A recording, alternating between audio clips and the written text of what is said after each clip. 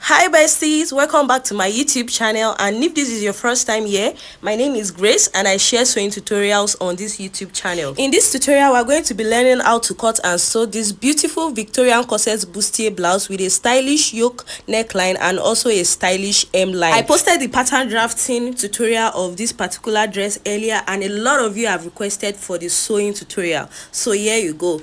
For those who are just seeing this tutorial, the pattern drafting tutorial is going to be tagged on this video and also on the description box, and this one is going to be the cutting and sewing tutorial. And with no further ado, let's get into the video and start learning. So these are the pattern pieces from the last tutorial and I'm going to be cutting them on the fabric now. So I folded this fabric into 4 because I'm going to be using this fabric as the main fabric and also the lining. So I've already ironed my soft fusible interfacing, which is the stay, on the wrong side of this fabric. So I'm just going to go ahead now and arrange my pattern on the fabric so that I can cut it out. So for this part that I'm pinning here, that is the center front, I'm going to be pinning it on the part of the fabric that is folded, so that when I cut it out, it's going to be opened up. I hope you understand that. Then for the other parts of the pattern, I can pin it randomly on any part of the fabric because I don't need it to be folded when I cut it open. I hope you get that. So I'm just pinning everything all the way around. And for the side of the front, this part, I'm going to be adding 1 inch for sewing allowance. Remember, we didn't have any sewing allowance on the pattern. Then I'll also do the same thing for the side of the back. So just 1 inch sewing allowance is actually enough. Then I'll cut all the patterns all around with 1/2 inch sewing allowance. So as I'm cutting, I'm just using eyeballing method. You can go ahead and use your own tape rule to measure that 1/2 inch all the way around, but I'm just eyeballing it and doing 1/2 inch all the way around, whichever is convenient for you to do.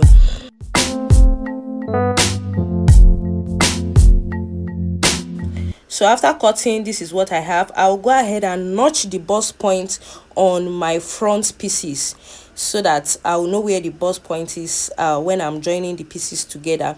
And as for the back pieces as well, I'm going to be notching some parts, because by the time you remove this pin from the pattern paper, you might start getting confused that where is the part that is the highlight is going to be and where is the part that will be joined. So you can as well just use your chalk the way I'm doing it now to like indicate some areas that okay, this is the upper part, this is the side and stuff like that. So I will also do the same thing to the side back as well. I'm going to notch the part that I'll be joining to the center back, just like you see me doing it.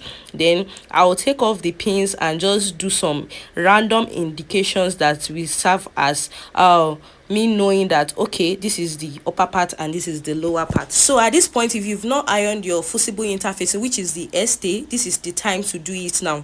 But I've already done mine before cutting out these pieces, so I'm just going to continue from here. But if you've not done yours, this is the time to do it. Now let's cut out the yoke part. So I placed the front yoke directly on my chantilly net, and I'm just going to be cutting this out, leaving 1/2 inch allowance on the down part and also on the shoulder area for joining. So I hope you understand that. So just cut it out. I added 1/2 inch allowance to every part though, except the armhole area, and I will also do the same thing to this back yoke as well. So I'm just placing the yoke like this and pinning it down. Then I'll go ahead and cut it out.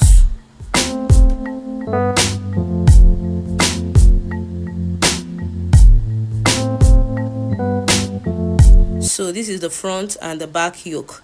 Now these are my pieces. So can you see that I've ironed the stay on all the pieces, both the one that will serve as the main fabric and the one that will serve as the lining. This is a very important part of the process so that your result will be very strong at the end of the day. Now it's time to cut out this breast pad. So I have my wording here and I'm just going to use my pattern to cut out the breast part. So I'll just cut out from the under bust on my front pieces like this, and I'll open this up. This is how the front looks like, the center front looks like, and I'll come down from the top by just about 1 inch so that my breast pad is not going to be reaching the top of the neck of my blouse. I hope you understand that. So I'll come down by 1 inch and cut that out. I'll also do the same thing on the upper parts of this side front breast area, like this. Come down by 1 inch and I'll also cut it out. On the side, I will come in by like 1.5 inch as well and cut it out. So this is what I'm going to be using to cut out my breast pad. So any method you know that you can use to cut out your own, you can do it like that. I just prefer this method. So I'm just pinning my pattern now onto the breast pad, making sure that that center front is on the folded edge, as you can see. Then I'll cut it out exactly as it is on the pattern paper without adding any allowances to it. So this is what I have. So can you see? So before taking off the pattern paper totally, I'm just going to notch the bust points on the wording as well to make it easier to place on the fabric. So now I'm going to be placing this breast pad on my lining fabric, not on the main fabric, because I'm using a very soft crepe, and I noticed that when you place your wording on the main fabric for a crepe, it gives it this rough look at the end of the day. So it's better to place it on the lining. So I'll go ahead now and iron this together. I'll iron it together. As you can see, I've ironed it and it has stayed. So then I'm going to go ahead and join my pieces together now. So make sure that the bust point matches, and you can just pin your pieces all the way around, just like the way you see me doing it now. So just go ahead and pin on one side, and also pin on the other side like this. So after pinning, you just head ahead to the sewing machine and sew this with 1/2 inch allowance all the way around. So I'll go ahead now and sew it, and I will do the same thing too on the main fabric. So this was it after I was done sewing. Can you see? This is the one that is going to be serving as the lining piece, and this is going to be serving as the main piece. Then the next thing now is to go ahead and iron the seams of this sewing opened. So this will help the bustier to be well balanced and well placed. So I'm just going to iron it open. I will use my hand to open it up like this. And at this point, you can use your water and your steam iron to just make this process faster. So I'm just going to iron all my seams open. So can you see how this is? So I'll also do the same thing on the main fabric as well. I'll iron all the seams open. Then for the back, these are all my pieces, one for the main fabric and one for the lining. So I'm going to be joining them together with 1/2 inch allowance. So I'm just pinning it on the way that I'm going to be joining it together. So center back to side back on one side, and also the center back to side back on the other side. So can you see the importance of the marking that I mentioned earlier? It's made me to quickly recognize the part that is going up and that is going down. So I'll go ahead and sew this together and also do the same thing on the other part of the pieces. So that is it for the joining of the back pieces for now. Then let's go into the boning aspect of the front. So for this blouse, I'm going to be doing bust caging, and I'm going to be using my regular boning, but I've already posted a different tutorial for the bust caging part, because if I am to add it to this particular tutorial, it's going to be very long. So I have another tutorial, and I'm going to be tagging it here on this tutorial and also on the description box. So after caging the bust, this is what I have first, and I'm also going to be placing bonings on the other parts of the body of the blouse as well. So note that all this is being done on the lining, not on the main fabric. So I'll go ahead and sew my sewable boning on all these lines that I'm pointing as well here, on the joinings and also on 3 other parts. So when I was done, this is what I have. So can you see I used paper tape to tape the mouths of those bonings so that it will not be uncomfortable for whoever is wearing it at the end of the day. So I urge you to actually go and watch that bust caging tutorial. It will be very helpful for you for this process. Now let's continue. The back pieces are going to be boned as well. So on the lining of the back as well, I'm going to be placing bones. So on the joining part, I'll place one bone, and also on another part on each of the lining pieces of the back. So I'll go ahead and sew this together, and now it's time to join the front piece to the back pieces. So I have my front lining piece here and also the back. I'm going to be joining them on the side. So I'm placing them right sides facing each other, side by side, and I'll just go ahead and pin. So I've pinned one side. I'll sew with 1 inch allowance that we added for sewing, and I'll also do the same thing on this other side. So confirm the side that is going to the up and also the side that is coming down, so that the shape of your blouse will be balanced. So I will go ahead to the sewing machine and join these, and I will also do the same thing on the main fabric as well. So I'm joining the pieces of the back to the front just the way I did it on the lining too, and I'll join it with 1 inch allowance.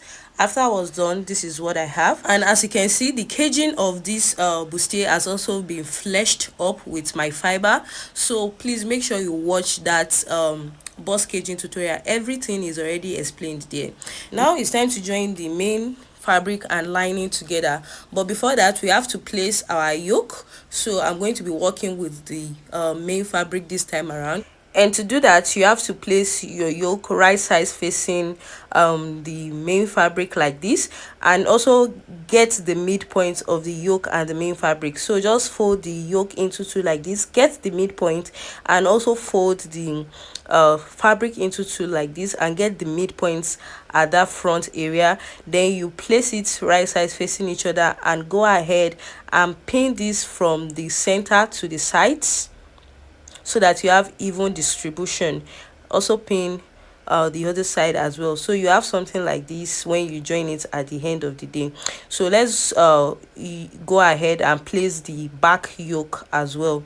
So for the back yoke, similarly, you are just going to be placing it like this, right sides facing each other, and make sure that the side that is going to the to the armhole is the one that is at this joint side, while the neck area is the one that is at this side. I hope you understand that. So when you are pinning, make sure that you are pinning at least 1 inch away from the middle. So can you see? I'll do the same thing on this side as well, right sides facing each other, and make sure that you are pinning at least 1 inch away from the middle. So can you see? Then I'll go ahead to join all this with 1/2 inch seam allowance, and when I was done joining, this is what I have. So the next thing now is to take it back inside like this. I'll take my yokes back inside like this, then I'll place the lining on the main fabric right sides facing each other. So this place now, what we are going to do is to join these pieces together with 1/2 inch allowance all the way around, both the top parts, the sides, and then I'm going to be using the down parts to turn it over to the right side at the end of the day. So this might prove a little bit difficult, but you have to be meticulous about it and do it right. So after doing that, this is what I have. So can you see the yokes are out and everything is at the perfect place it's supposed to be.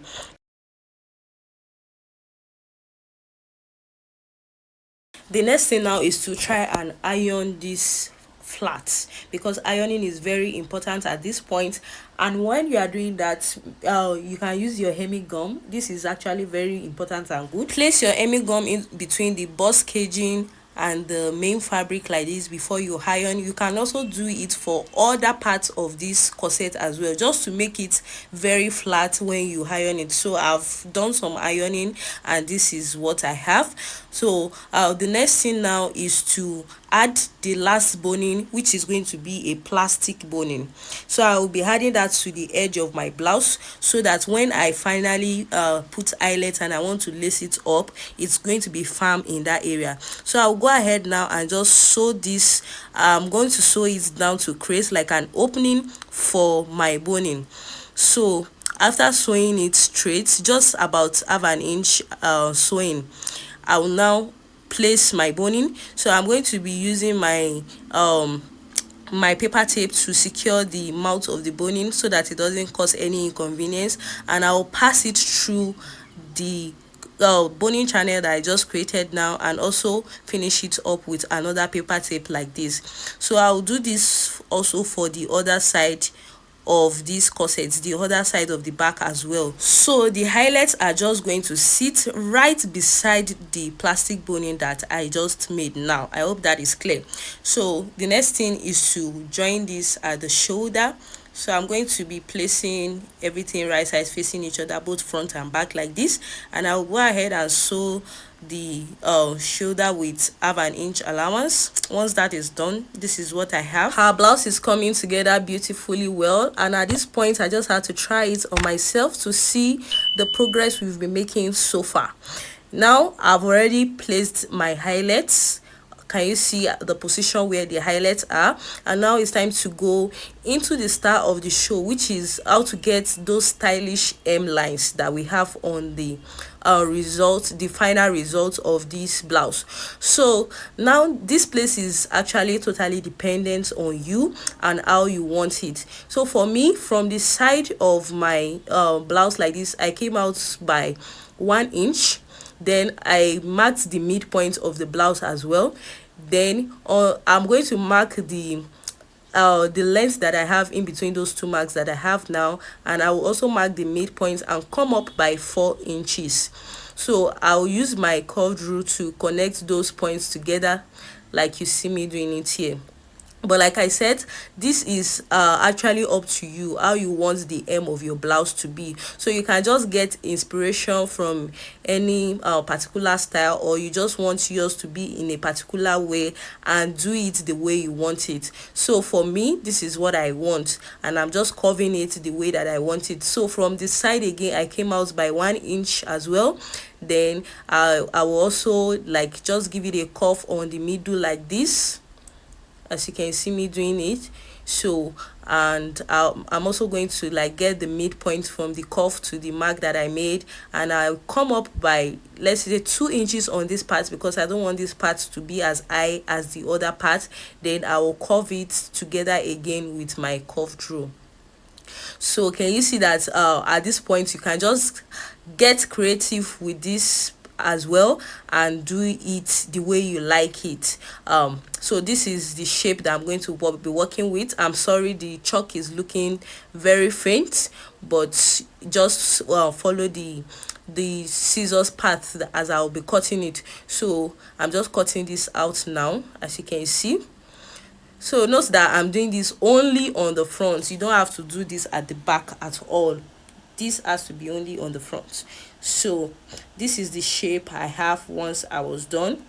And to finish this blouse up, I'm going to be using a piece of straight fabric. I'm just going to be using it like a bias. So I have this strip that is very long, and I also ironed interfacing on it just to make it more stable, as you can see. So I'm going to be sewing this on the right side first, then I will turn it in like a bias to just finish the edge of this top.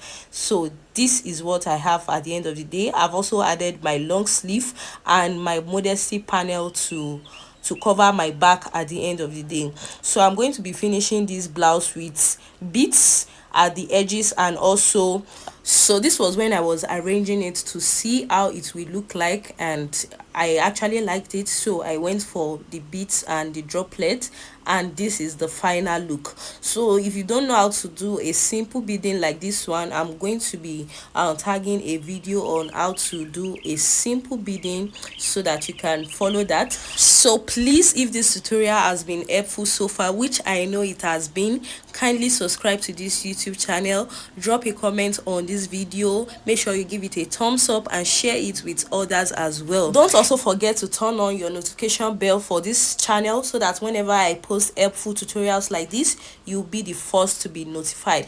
Thank you for watching. Until I see you in my next tutorial. Bye.